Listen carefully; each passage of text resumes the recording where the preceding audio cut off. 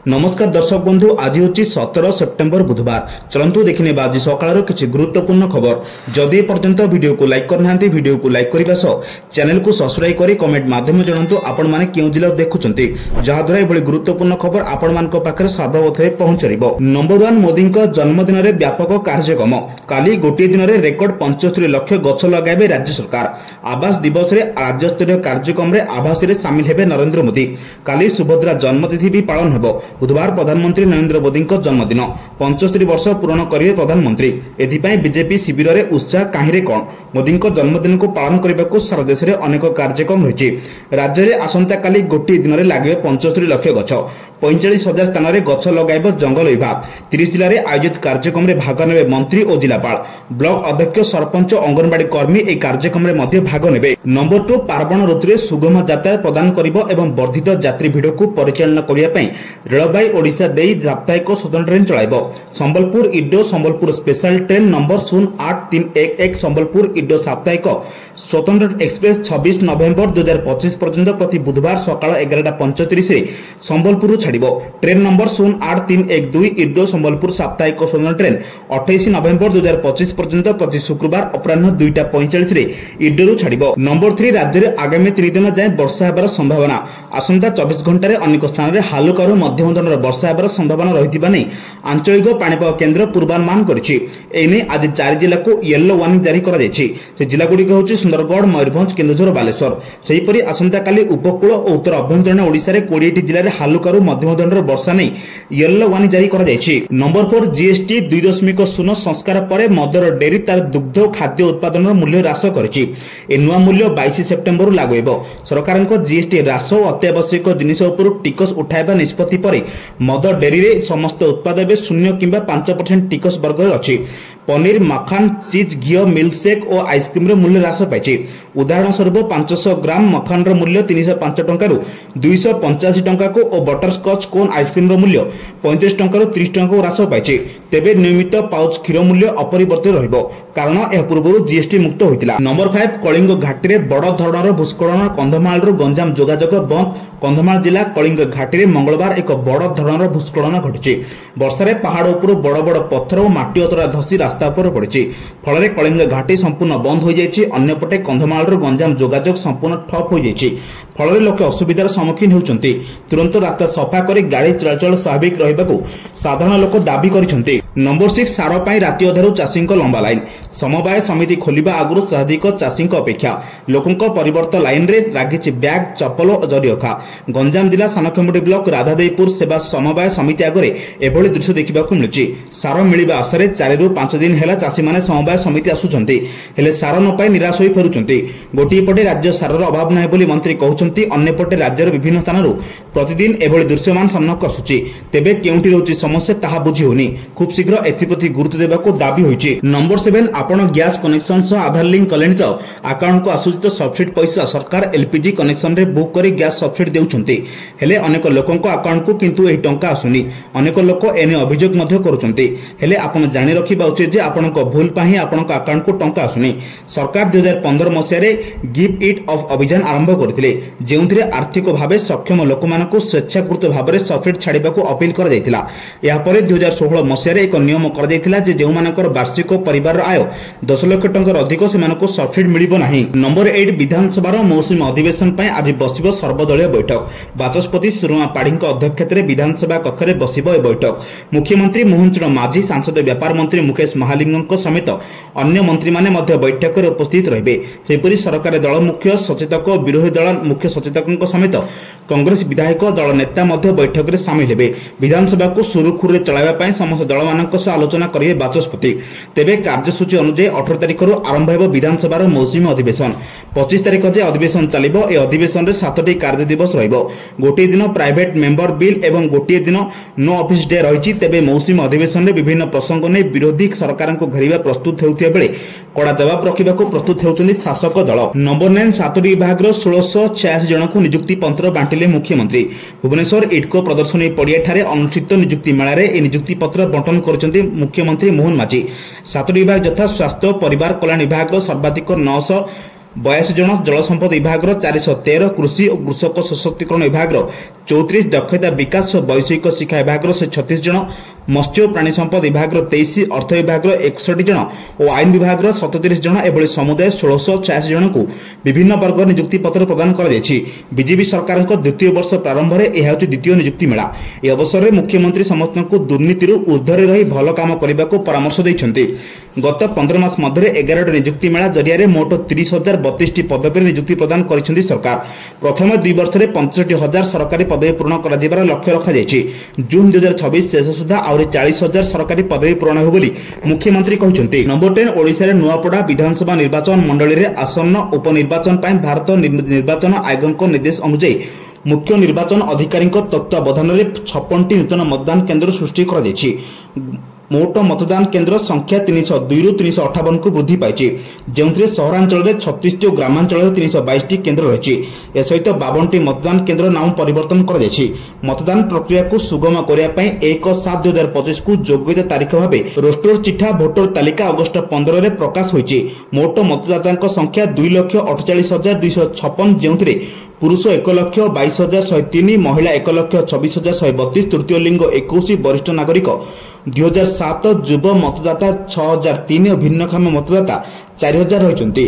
स्वीकृति प्राप्त राजनैतिक दल मानक चिठा भोटर तालिका सफ्ट कॉपी प्रदान कर दाबी और आपत्ति दाखल 15/9/2025 रु 29/9/2025 पर्यंत समय रही, जार समाधान 7/10/2025 सुधा हो।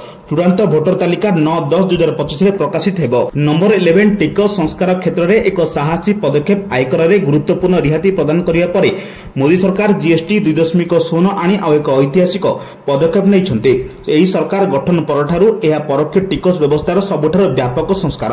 जेकोसी गणतांत्रिक सरकार टिकस ह्रास एक राजनैतिक एवं आर्थिक भाव में विपदपूर्ण पदक्षेप, कारण यह सीधासलख राजस्व संग्रह को प्रभावित करें। तथापि क्रमागत भाव प्रथम प्रत्यक्ष टिकस एवं वर्तमान परोक्ष टिकस दुईटी प्रमुख टिकस संस्कार कार्यकारी कर सरकार लोकों स्वार्थ को निज शासन मॉडल रे केन्द्र रखिथिबा प्रदर्शित करिसेंती। नंबर 12 आसंता 18 रु 25 तारिख पर्यंत विधानसभा मौसुमी अधिवेशन बसिबो। एथिरे मोट 7टी कार्य दिवस रहिछि। राज्य रे एबे सरकार को विरोध रे माळमाळ प्रसंग थिबारु ए अधिवेशन सरगरम हेबार संभावना रहिछि। उभय विरोधी और शासकों पई ए अधिवेशन बेस गुरुत्वपूर्ण बहन करुछि। विधानसभा जेपरि सुरुखुरे चालिबो सेति बाचस्पति सुरमा पाढ़ी मंगलवार दिन सर्वदलीय बैठक डाकिचंती। अधिवेशनटी संक्षिप्त हेले सरकार को विभिन्न प्रसंग रे शाणित आक्रमण करने को विरोधी बीजेडी और कांग्रेस जोरदार रणनीति प्रस्तुत करुछंती। 17 उभय बीजेडी और कांग्रेस विधायक दल बैठक पृथक पृथक भाव बसिबो। एथिरे केउं प्रसंग रे विधानसभा सरकार उपर आक्रमणात्मक अभिमुख्य ग्रहण करा से ने आलोचना मध्य हेबो। आसंता अधिवेशन रे दुई विरोधी दल मुख्यतः राज्य रे आईन श्रृंखला परिस्थिति, सार समस्या, धान किणारे विभ्राट, शिक्षानुष्ठान कैंपस अशांत, रथयात्रा विभ्राट भली प्रसंग उठाए बोली जना पड़िछि।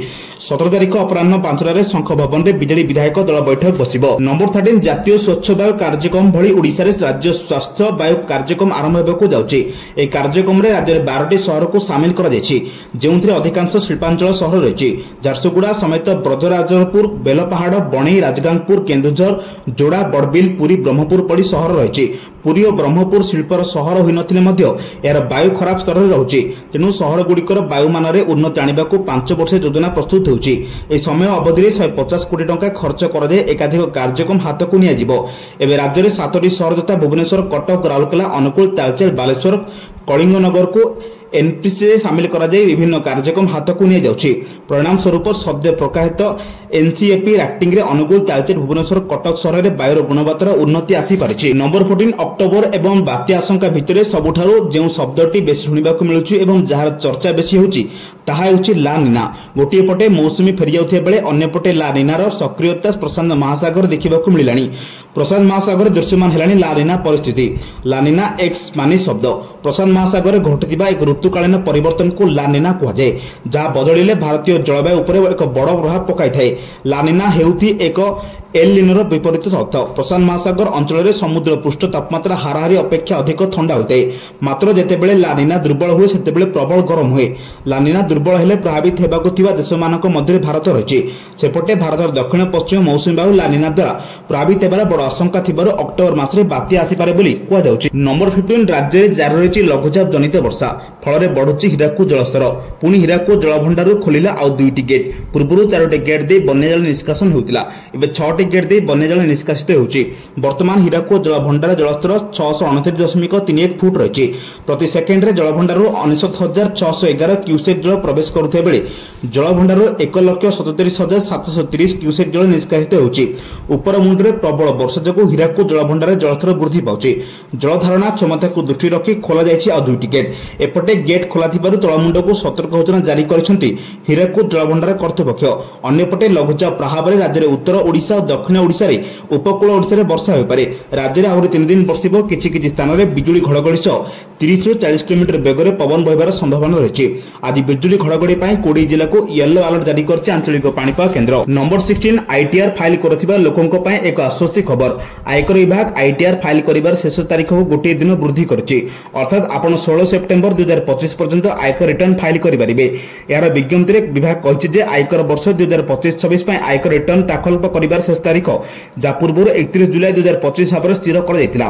प्रथमे 15 सेप्टेम्बर 2025 को वृद्धि करा गला। एबे केंद्रीय प्रत्यक्ष टिकस बोर्ड सीबीडीटी एई तारीख को आ गोटे दिन वृद्धि करी 16 सेप्टेम्बर 2025 करिछि। आयकर विभाग रो सद्यतम तथ्य अनुसार 15 सेप्टेम्बर 2025 पर्यंत रेकर्ड 7.3 कोटी आईटीआर दाखल करा जायछि, जा गत वर्ष 7.28 कोटी अधिक रहिछि। विभाग कहिछि जे एई माइल खुंटरे पहुंचिबारे हमको सहाय्य करिया पय आमे करदाता एवं टिकस वृत्तिगतों प्रति कृतज्ञता प्रकाश करुचु एवं जो माने ए पर्यंत मूल्यांकन वर्ष 2025-26 पय आईटीआर फाइल करिनाहंती सेमानकु सेमानकर आईटीआर फाइल करबा को अनुरोध करुचु। नंबर 17 राज्य रे उद्घाटन है नवनिर्मित 913टी अंगनवाड़ी केन्द्र। समस्त केन्द्र को उद्घाटन कले उपमुख्यमंत्री प्रभाती परिडा। आज डब्ल्यूसीडी रो सम्मेलनी कक्षठारे आवासी माध्यम रे एक उद्घाटन कले उपमुख्यमंत्री। एथिरे रहिछि अनुगुल रो 35टी, बालेश्वर रे 77टी, बरगढ़ रे 44टी, भद्रक रे 34टी, बलांगीर रे 23टी, बौद्ध रे 11टी, कटक रे 26टी, देवगढ़ रे 5टी, ढेंकानाल रे 18टी, गजपति रे 14टी, गंजाम रे 72, जगतसिंहपुर 37, जाजपुर 19, झारसुगुड़ा रे 18टी, कलाहांडी रे 90टी, कंधमाल रे 22, केन्द्रापड़ा रे 22, केन्द्रापड़ा रे 17टी, केन्दुझर रे 18टी, खोर्धा रे 61टी, कोरापुट रे 34, मालकानगिरी रे 8, मयूरभंज रे 7, नवरंगपुर रे 26, नायगढ़ रे 56, नुआगढ़ रे 10, पुरी रे 68टी, रायगढ़ रे 18टी, संबलपुर 12टी, सुवर्णपुर रे 16टी और सुंदरगढ़ रे 17टी नु अंगनवाड़ी केन्द्र खोल दैछि। नंबर 18 सरकार कच्चा घर को पक्का घर परिणत करिबा लागि आवास योजना आनिछंती। हेले एई योजना लाभ मिलिथिले मध्य बहु हिताधिकारी प्रधानमंत्री आवास योजना और अंत्योदय योजना रे गृह निर्माण पई आर्थिक सहायता एवं कार्यदेश पाइथिले मध्य गृह कार्य आरंभ न करिबा किछि हिताधिकारी अधपंतरिया भावे छाड़ी देथिबा एबे महंगा पड़िछि। शेषरे ब्लॉक प्रशासन पक्षरु लाल रंगर नोटिस हिताधिकारी को दिया जायछि। एभली घटना देखिबाकू मिलिछि कंधमाल जिला दारंगीबाड़ी ब्लॉक हातीमुंडा ताजुंगिया पंचायत अंचल एतिश समय मध्य जो हिताधिकारी मैंने गृह कार्य सारी पारे से श्रृंखलागत कार्यानुष्ठान ग्रहण कर हिताधिकारी मैंने नोटिस ग्रहण करने छानिया हो जाती। समस्ते शीघ्र गृह कार्य सारे बोली प्रतिश्रुति देथिया जଣା पड़िछि। नंबर 19 भुवनेश्वर सांसद अपराजिता षडंगी लोकसभा भवन में मुख्यमंत्री मोहन चरण माझी को साक्षात कर भुवनेश्वर सांसदीय क्षेत्र में विभिन्न विकासमूलक कार्यक्रम विषय आलोचना करिसेंति। ए अवसर से टांगी अंचल को एनएसी मान्यता घोषणा करने भुवनेश्वर ठारे national gallery of modern art निर्माण आरंभ करने सूचना और सहर उपकंठरे आधुनिक माछ बजार निर्माण पर निष्पत्ति कर मुख्यमंत्री को धन्यवाद देते। बैठक में नयापाली अंचल में एक कम्युनिटी पार्क निर्माण, बेगुनिया बेलगड़ा अंचल को एनएसी घोषणा, कलिंग स्टाडियम निकट विश्वकर्मा समितिर जमी अधिग्रहण दाबी, खोर्धा बसस्टाण्ड उन्नतीकरण, खोर्धा स्थित प्राणनाथ कॉलेज ठारू नूतन हल निर्माण तथा शुभोद्घाटन संपर्क में आलोचना होता। बैठक जनाई मुख्यमंत्री ए समस्त उन्नतिमूलक कार्य उपयुक्त पदक्षेप नेबा एवं प्रशासनिक स्तर में प्रत्येक कार्यगुड़िक त्वरायित करने पदक्षेप नियाजिबो। नंबर 20 देश में समस्त एयरपोर्ट रे पालन हेबो यात्री दिवस। आसंता काली सर्वभारतीय स्तर में यात्री दिवस सेवा पालन करा जाउछि। देशर समस्त एयरपोर्ट रे पालन हेबो। भुवनेश्वर विमान बंदर में पालन हेबार कार्यक्रम रही। विमान बंदर यात्री को सठिक सुविधा सुजोग मिलुछि ना नाही ताहा तदारख करबाकू जने कर्तृपक्ष आसिछन्ति। यात्री सेवा दिवस उपलक्षे प्रथम फ्लाइट रे दिल्ली आसुथिबा समस्त यात्री को पारंपरिक ओडिया ढंग से स्वागत कराजिबो। ओडिसी और संबलपुरी नृत्य ताले ताले तांको स्वागत कराजिबो। या सब वृक्षरोपण, वयस्क यात्री विभिन्न कार्यक्रम, हेल्थ कैंप्स, ऑटो और टैक्सी ड्राइवर चक्षु चिकित्सा शिविर आयोजन कराजिबो। सकाळ 7 आरंभ होई दिन तमाम विभिन्न कार्यक्रम जारी रहिबो बोली सूचना दैछन्ति भुवनेश्वर एयरपोर्ट डायरेक्टर।